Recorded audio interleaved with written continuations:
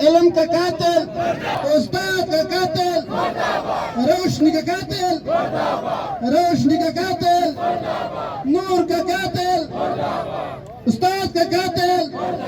بسم اللہ الرحمن الرحیم۔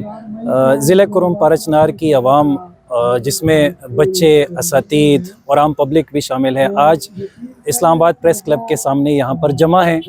اس ظلم کے خلاف سراپا احتجاج ہیں جو کہ 4 مئی 2023 ضلع کرم میں جو سکول پر ایک حملہ کیا گیا کہ جہاں پہ لشکر کشی کر کے ایک عام فرد کو نہیں بلکہ ایک استاد پر حملہ کیا گیا۔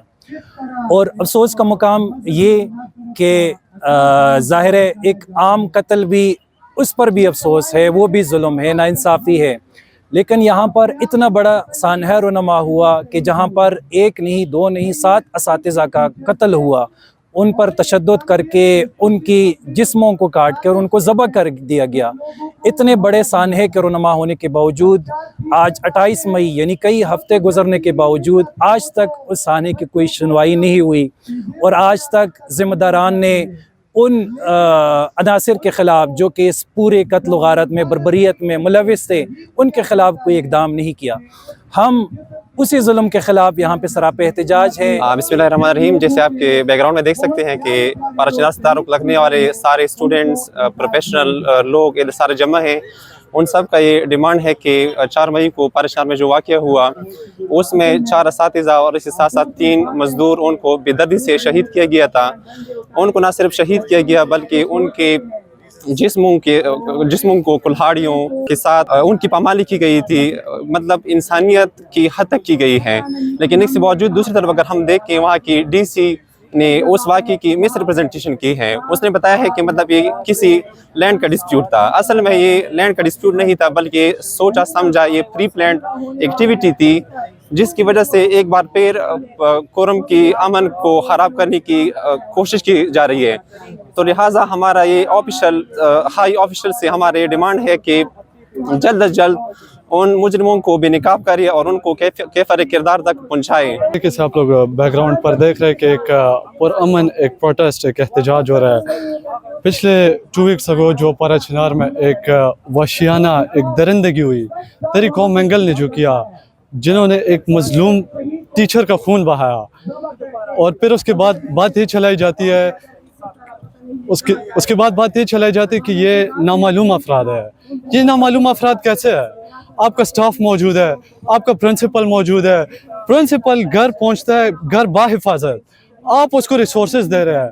یہ کیسے نامعلوم ہے جنہوں نے صرف 7 کا خون بہایا، باقی سارے گاؤں جشن منانے پہ لگا ہوا ہے؟ یہ کیسے نامعلوم افراد ہے جنہوں نے پرنسپل کو اپنے گھر تک پہنچایا لیکن ان بیچاروں کو خون بہا دیا؟ بلکہ اساتذہ کو تو ویسے بھی انہوں نے ٹارگٹ کرنا تھا۔ جو 3 مزدور تھے وہ آپ ہی کی کام کر رہے تھے، وہ اپنی مشقت اپنی مزدوری میں تھے، انہوں نے آپ کو کیا بگاڑا تھا؟ اور یہ اساتذہ کی اگر ہم بات کریں، کیا یہ اپنی مطلب سے گئے تھے؟ کیا یہ اپنی کوئی انٹرسٹ سے گئے تھے؟